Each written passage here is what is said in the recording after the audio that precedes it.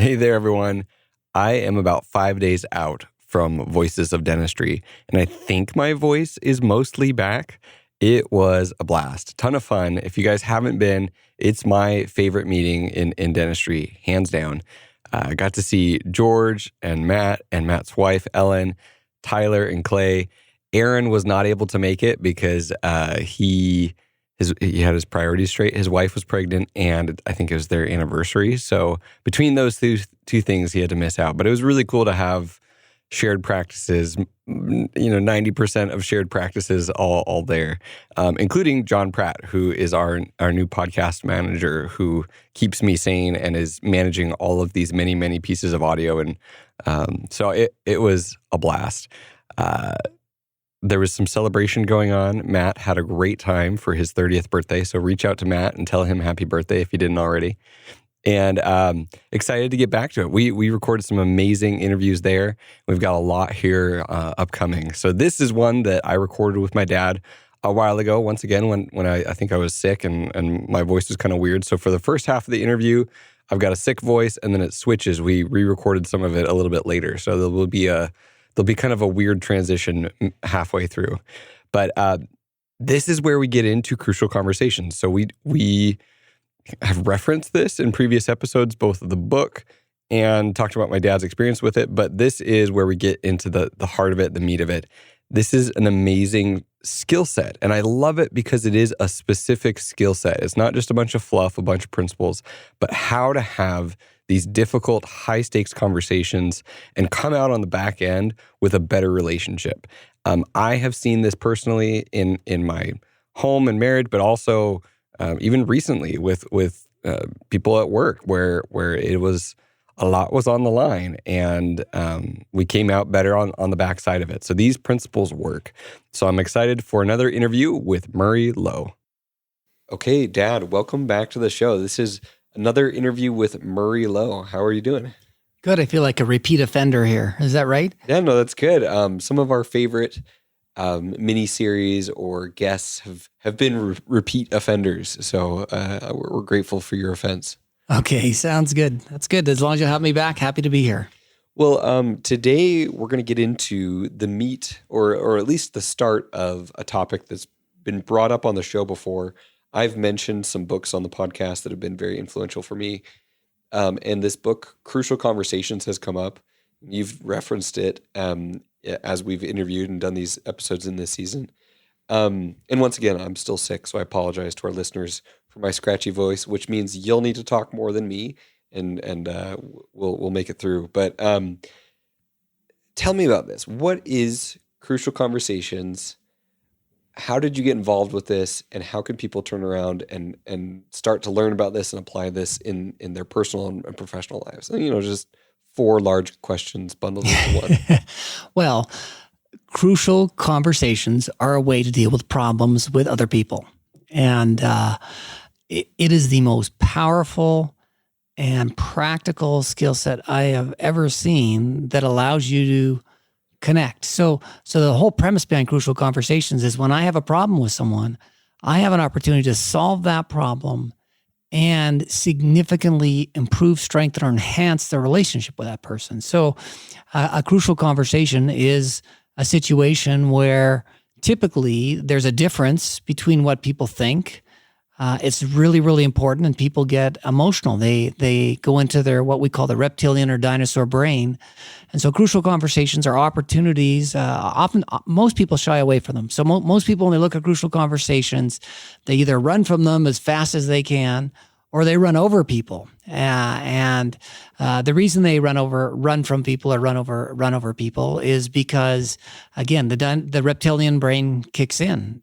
If a saber-toothed tiger gets loose in the room, what do? What's the caveman response? Remember what we call that? Fight or flight. Fight or flight. And so we deal with the most important moments of our lives with the least amount of brain capacity we could use. All the brain capacity that someone uses in dental school flies out the window the minute a crucial conversation occurs. And what's so powerful about crucial conversations to me is how it describes the layers of conversation. Interpersonal communication is such a subtle thing. And we believe that most of what we say or hear is what's going on, whereas really there is so much that is below the surface. So sometimes I think about crucial conversations like the crust of the earth. There's the stuff that happens on top, and then there's all these layers. And there are layers and layers of meaning and emotion and intent. And there are layers of things that unless one of two things happened. Unless you had amazing parents who are amazing at communications, you don't get, or unless you've studied it, you don't get. It doesn't come naturally. I always ask people, I say, so where do we get our communication skills from? And there's three main sources, and they've studied this for decades. I've already mentioned number one, which is parents. Where do you think the second source we get our communication skills come from? Peers, maybe? Peers, particularly peers between the ages of 13 and 20. So when you're a teenager. Yeah. And so I always ask, how many of your parents were exceptionally gifted at dealing with really, really tough challenges when it came to other people? and occasionally, one out of every 40 people raise their hands. I say, okay, think back to, high school, middle school and high school, maybe even your first few years of college. How many of your peers were exceptionally gifted at dealing with tough situations with other people?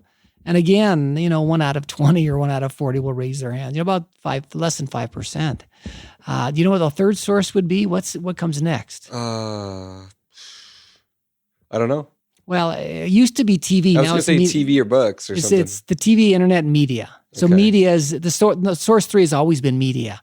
So we don't get it from our parents. We don't get it from our friends. And when you look at examples in media, they're the worst examples. I mean, what feeds the TV and internet and social media usually is bad behavior. Right. That's a blow up makes good TV versus skilled relationship building and dealing with things in a good way. That'd be really boring. No one would pay to go to a movie or a TV series that was based on good communication and solving problems that way. And so we've got our sociology that I talk about on that side, and we've also got our biology going against us. So when we go into crucial conversations, we've got our biology and our sociology going against us.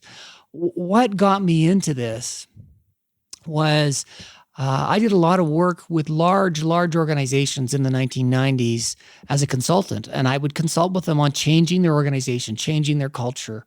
And we would start by clarifying strategy and getting everybody on the same page and creating what we call strategic alignment within the organization. And so this is let's come up with a mission statement.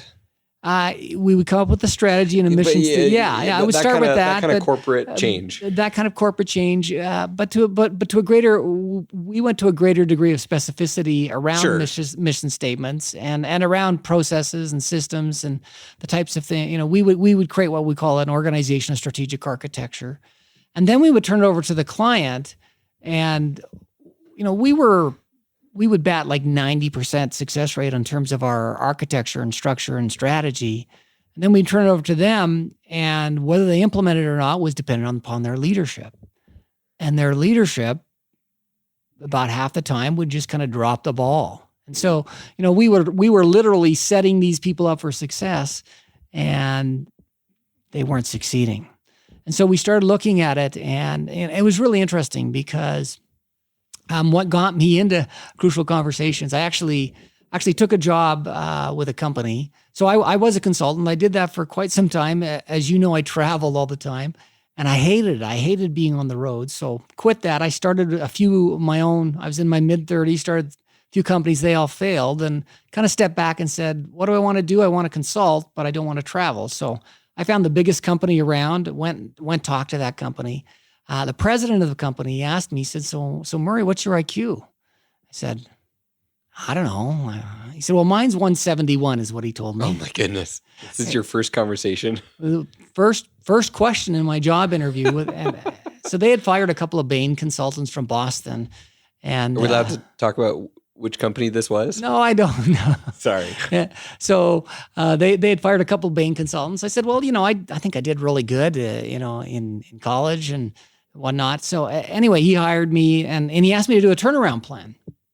And you got hired internally. I got hired as an internal consultant. There was actually two of us. Our titles were assistant to the president. We were replacing these external Bain consultants who were they were paying, I don't know, $500,000 to $1 million a year for these two fresh MBAs out of Duke, who would come to their organizations, and Duke or Harvard or whatever, MIT so. I ended up talking to the top 30 people in the company. They said, yeah, your boss is a micromanager. He's driving this place into the ground. And, so he's trying, he's not very focused on strategy. So anyway, I went back. I did this. It took me 2 or 3 weeks.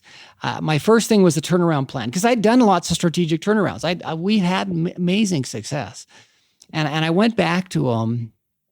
And I said, we need to refocus our strategy. He and his boss, the CEO, the president and CEO, were both lawyers. And then the next 2 guys in the company, the top 4 people in the steel company, were lawyers. And that was interesting. Yeah. Didn't make sense to me.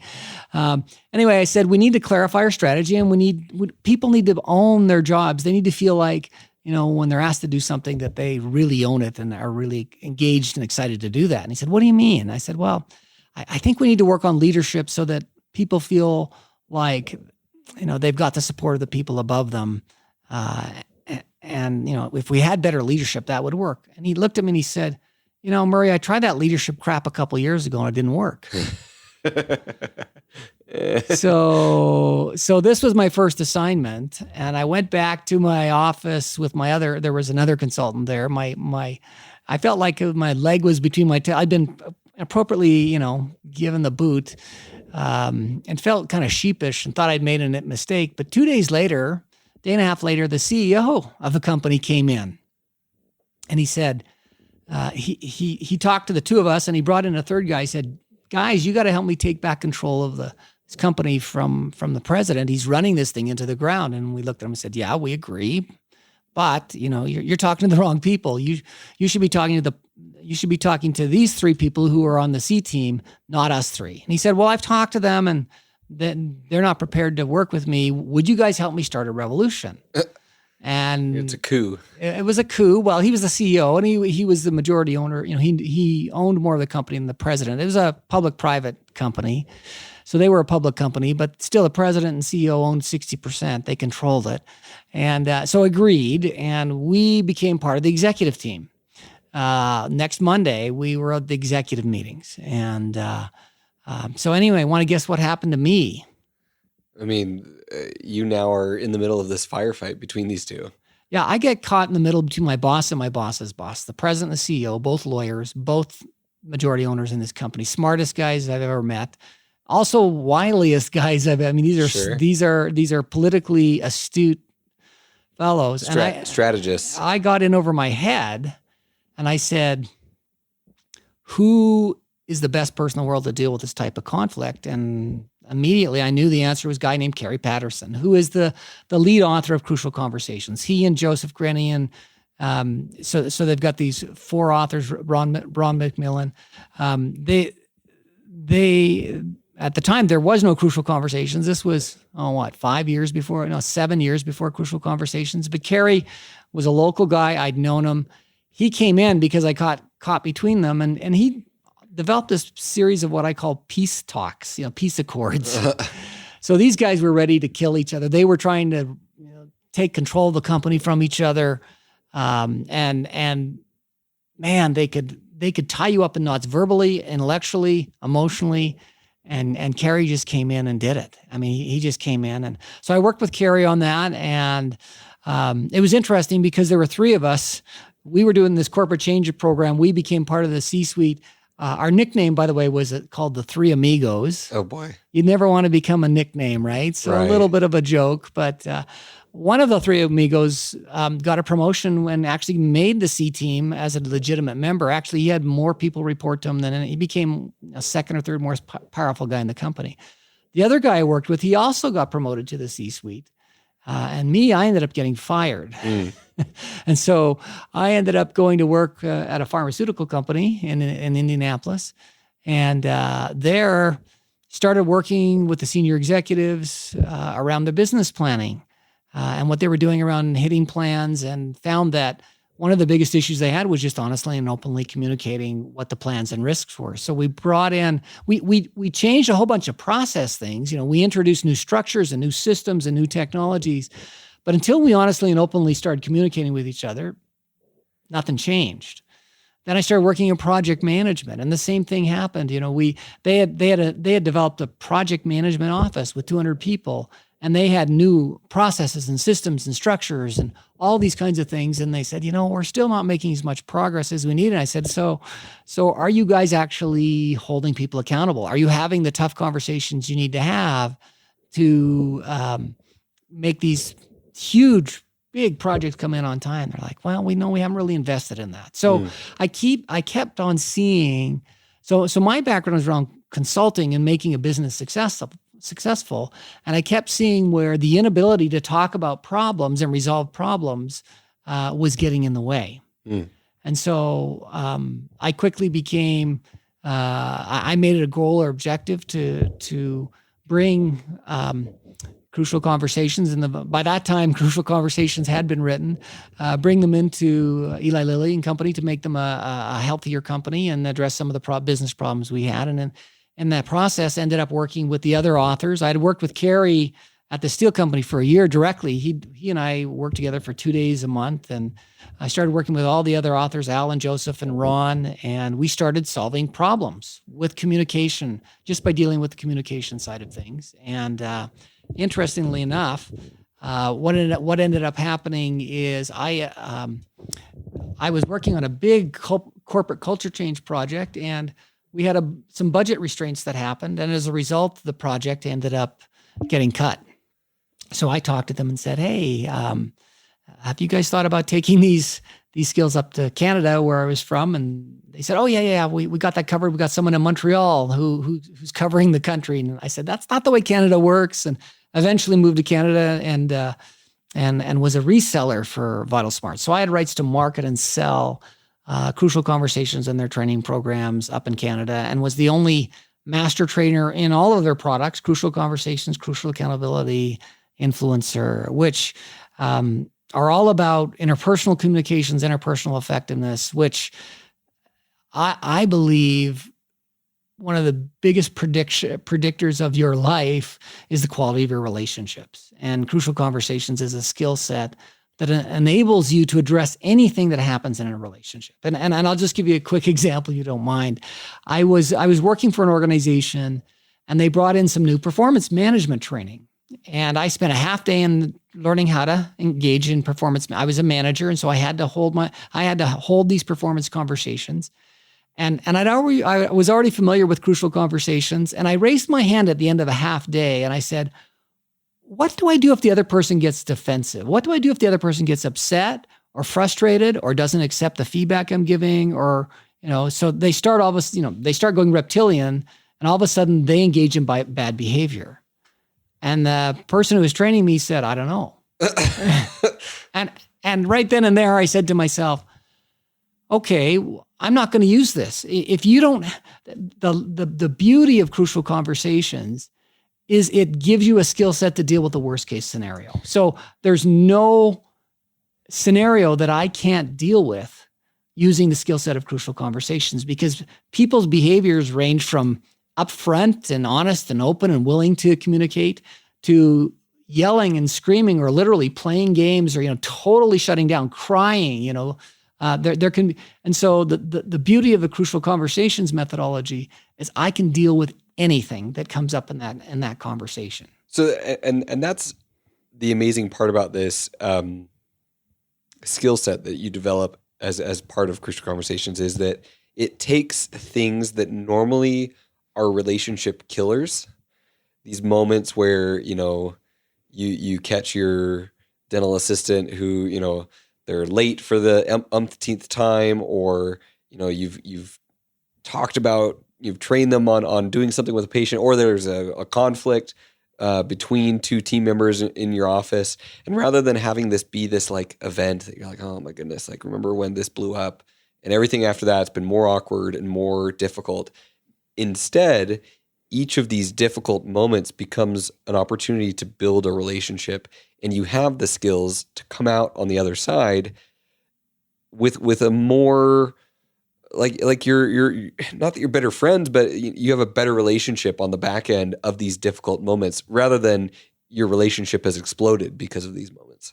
For sure. And we all have them. Every team, every relationship, every family, every dental practice, every office has problems. So what separates good dental from offices from bad dental offices is not how many problems you have, but how can we effectively and quickly resolve those problems the most positive way possible. So, again, I always tell people when I do the training, if you don't have any problems in your life, you can leave because you don't need this skill set. If you have problems in your life, you can stay and we'll talk about how to address them. So everyone has problems. Every project has problems. Every change has problems. Every team has problems. There are problems with patients. There are problems between dentists, what's common is problems. What I need is a methodology that helps me see those problems as opportunities to demonstrate that I care and I connect with other people. A crucial conversation is an opportunity to connect with people and an opportunity to make things better. And most people see problems as, like you said, roll your eyes. I got to deal with this. They're going to blow up. They're not going to like this. But real leaders. So I always say, anyone can lead a ship, a dental office. Anyone can lead a practice when things are going well. The true test of leadership occurs when things aren't going well. And so your true colors come through when all hell is breaking loose and all of a sudden nothing's going right. Well, that happens in every practice and in everyone's life. There are times when everything seems to be going wrong. And that's when the true colors come through. And you have a system, a methodology that can pull you through at an interpersonal level in a way that helps you help the other person, because you've got to be responsible for what you do. But part of a crucial conversation is I'm also responsible for creating a type of environment where they're going to be as positive as possible too. Okay. So this is a 2-day training that you do. This is a whole book, a whole system. I remember watching these videos and watching you teach this when I was a teenager. And I remember specifically you had like a coach who was helping you deliver some of this material. And so I watched you and listened to you give a lot of this. And there's a lot of really impactful stuff. But where would someone start if they wanted to start getting better at this and implement and embrace this system of having these difficult conversations? Well, the first place where you would not start is to go and do what you've been doing all along, which is just to go and have the conversation. So the first thing you have to do to prepare for a crucial conversation, know and understand what you're going to be talking about. I need to talk with blank, say George, about blank, about, say, the fact I don't trust him anymore. So you need to be able to say in a very simple phrase or sentence what it is you're going to talk to that person about. Now, the reality is you might have 10 issues with a person. Pick something that you think will fundamentally change or shift the dialogue and the relationships. Okay. Then when it relates to that issue, write out your goals. And there's a skill in crucial conversations where you talk about what do you really want. If I'm going to have this, so let's say you're going to talk about George, about the fact you don't trust him anymore. And George, I still trust you, just to clarify. Okay. My co-host George. I'm just kidding. Okay. I'll use a different name, Jim. Okay. So you'd say, what do I want? I want to really understand what's going on with Jim, and I want him to level with me and me to be able to level with him on no matter what we're dealing with, so that we have an honest and open relationship. That's what I want. So the first question you ask is, what do I want to change? Second question I'd ask is, what's the upside for Jim, the other person? How can they benefit from this conversation? Jim needs to understand that I care about him. I've got his back. So I always ask again, first of all, what do I want to change? Secondly, what's the upside for the other person? And thirdly, what do I want for our relationship? How, at the end of the conversation, you want your relationship to get better. So I actually write out those goals beforehand and a piece of paper. So first thing I write is, I need to talk with blank about blank. And then I talk about what do I need to change? What's the upside for the other person? What do we want? How will our relationship improve as a result of this? And then the third piece is you can't go into a a crucial conversation, which is a dialogue with negative emotions. Am I feeling negatively about this person? Am I angry? Am I worried? Am I upset? Am I mad? Am I frustrated? Am I annoyed? There is so much in dialogue and in conversation that is unspoken. And if you're mad or frustrated, if you bring in any kind of negative emotions into the what we call the pool of shared meaning, that other person will respond in kind, and you won't have a dialogue. You'll just have a pool of negative emotions, and it'll go bad for both of you. So when we look at top performers, what top performers do is they find a way to figure out, how do I feel good about what's happening here, as opposed to feeling bad about that. And the reason we feel bad about other people is we tell ourselves what we call clever stories. And this is discussed certainly in much more detail in the book. But the clever stories are stories that make us feel good about treating other people badly. And there are three main types of clever stories. The first story is a victim story. And a victim story is I always ask people, do you know any professional victims? These are people that, wow, woe is me. It's like they need a wambulance. Wow, everything it's never their fault. It's always someone else's fault, and I'm the innocent sufferer here. So we tell a victim story, and the flip side of the victim story is the villain story, which means someone is mean and evil and nasty, and they love to see me suffer. The reason I'm having this crucial conversation with this person is because they're doing this to me on purpose, and they're trying to make my life miserable. And as I coach people all the time, I tell them, nobody is waking up in the morning saying, how do I make your life miserable? It just doesn't happen. Richard, no one is waking up tomorrow morning saying, how do I make Richard miserable? It just doesn't happen. They're too worried about themselves to really be that malicious. Absolutely. In fact, I had someone once tell me in a workshop, they said, my mom told me when I was pretty young and a teenager, a little bit self-absorbed, he said to me, John, if people thought about you half as much as you think you did, you'd be lucky. Like, no, people just don't. They don't care about you, right? And they're not trying to make your life miserable. So we tell, I'm a victim, other people are villain, and then we say, well, because they're a villain, I have to go to silence or violence. I either have to fight back, and I have to push hard and fight for what I need, and it's okay if I yell and scream or get mad or get angry, or I'm just going to say nothing.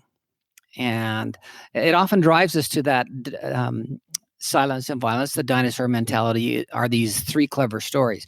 So what we have to do with our victim, villain, helpless stories is we have to reframe them because they're incomplete.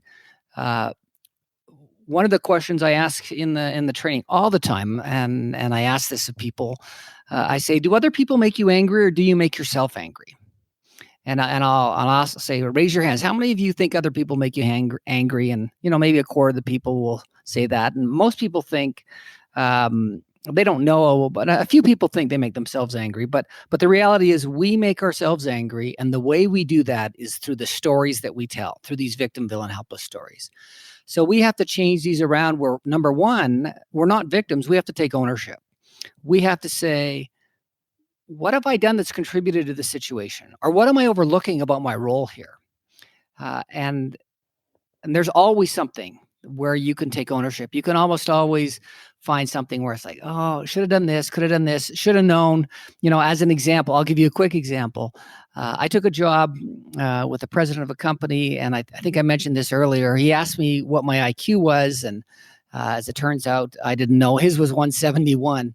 And it turned out he was a tyrant, And what was I missing about my role in the story? That should have been a cue, a red flag that I was like, I should have stopped and said, why is this guy asking me what my IQ is? And what does that mean about him? So we always overlook small details, usually details that where we absolve ourselves of responsibility. So you have to go back and take responsibility, including, how have I treated this person? Have I gone to silence with them? Have I not? Do they not know? One of the most interesting conversations that I have with people all the time is people come up to me and say, I work in HR, and managers come to me and they'll talk to me about some employees like, we need to fire this person because it's just out of hand, and I'm had it, and I'm up to here. There's nothing more we can do. It's time to move on. We're going to move on from this person. And the first question they always ask is, well, have you talked to this person about their performance issues? And they tell me like 80% of the time, well, no, I really haven't said anything to them about it, right? So they go from nothing to firing people. So again, oftentimes our role is we just haven't been a good communicator. And it may not be that we haven't said anything. Maybe we've been on their case and just bugging them and pestering them and criticizing them. So if we've been too negative or been silent, absent, then we have to take ownership for that. Okay, so let me interrupt you here. Yeah. Because I want to circle back and kind of summarize this and see if I'm understanding it and kind of reiterate some of it. So I think one of the things that you've pointed out here that is truly different about crucial conversations is that the conversation starts before the conversation starts. It started in your own head Absolutely. way before, and you're thinking, oh, I'm going to say this because they're an idiot and they're a victim, or I'm the victim and they're the villain, and we come into it with a set of assumptions. We come into it with a set of motivations, whether we've chosen those or not. And a lot of times the motivation is, I want to prove myself right. I want to prove this person wrong. This isn't fair. I want justice. And so there's so much prep work that we can do to guide the conversation for ourselves, to decouple ourselves from the stories that we've told ourselves to then drive the emotions, which then derail the conversation, is those emotions. Yes. Yes. And there's a system to this. That's like one of the things that I love about crucial conversations is that it's not like, hey, fix yourself before you go into a conversation. It's like, no, here's a series of questions you can ask yourself. Here's a framework for how you can detangle your mind from the stories you're telling yourself and come into this in a truly curious, open, positive state that is not going to drive others away, that is not going to instantly put up walls and start a fight or miss the whole point. And so this, and you've coached me through this. I've called you and said, hey, I've got this difficult conversation I've got to have. This is what I think I'm going to say, or this is what I think. And always there's things that you say that make it better and make it more safe, that make kind of shift how I'm thinking about that conversation. And when I've done that prep work with you, I end up with a better result from the conversation and a better relationship with those people. So that's the magic of crucial conversations, is that there's a ton of skills that come along with the actual conversation, and that's a whole nother part of it, and we'll get into that in a minute. But this prep work is so foundational to any conversation going well. Oh, it is, and it is for me too. I have found in the last 10 years, I'm a master trainer. I've trained 12,000 people in crucial conversations. I know and live these skills, but when I forget to do the prep work and I get hooked, because we're all human, I just suck. I bomb. I say things I should never have said. And it's because I haven't done the prep work. And the more crucial it is, the more prep work you need to do, because we get so sucked into the situation that we can't distance ourselves. The situation ends up controlling us. And what you do with the prep work is you end up stepping back, and you all of a sudden end up being able to manage and direct the situation. It's almost as you're having a conversation, it's like you're directing a scene in a movie, and you're doing it at the same time. You're in the scene of the movie and talking to that person, having that conversation, but you're managing it in ways that work for both of you, and that has to be genuine, right? This is not a skill set to learn how to manipulate people, but this is a skill set to genuinely solve really, really tough problems and genuinely improve your relationships with others. If you use it that way, it works, but you got to do the prep work. Otherwise, you're not even aware you're in the situation until it's too late, and you go, oh wow, shouldn't have said that, or that didn't go too well, right? So you're exactly right. It's that prep work that pulls you back and helps you approach the situation with a positive mindset. You should be able to go in a conversation going, I think this is going to go really well, and I'm feeling pretty positive about this person, as opposed to thinking they're a slime ball or a jerk or evil, Lazy, etc. So, but that's not our natural inclination, and so we've got to go back and test like you said, go in without those assumptions, and particularly the negative assumptions that are driving us as we head into those conversations. Thanks for having me on again. Really appreciate it. Awesome. Another interview with Murray Lowe. I'll talk with you next time. Thanks. Yeah. Okay, I hope you guys are excited about talking about these crucial conversations and that you enjoyed that interview. We have more to come. We're going to do another episode on crucial conversations, one on crucial accountability. And then if you have situations or scenarios where you want to talk through a difficult conversation, my dad, Murray, he is willing to, we'll do a little conversation. We'll do a little chat. We can do it live. We can do it anonymously. You can send in an email, whatever way you want to do it. But if you have one of these difficult conversations, coaching yourself through it can be so useful. Or on the other side, if you had a bad conversation, you want to figure out what went wrong, we can also talk through that. So if this is 2 years in the future, I don't know if we'll still be doing these, but as of January, February, March 2020, this is an open offer, and we'll see where it takes us, but I think it'll be really beneficial. So we will talk with you guys next week on the Shared Practices podcast. I'm excited to announce a partnership with Sandy Pardue. We are rebooting the Dental Drill Bits podcast. Sandy and I sat down and said, what if we did a podcast together? What if we did a whole season of your show together? And it works out perfectly because I have a ton of questions and she has a ton of answers. So we combined my skill at asking questions, but not necessarily knowing the answer, and her skill at answering every single question with a wealth of knowledge, specific examples, and experience. If you want to get your dental practice organized, if you have trouble with understanding the roles and the functions and the systems of your office, join us every Tuesday on the Dental Drill Bits podcast.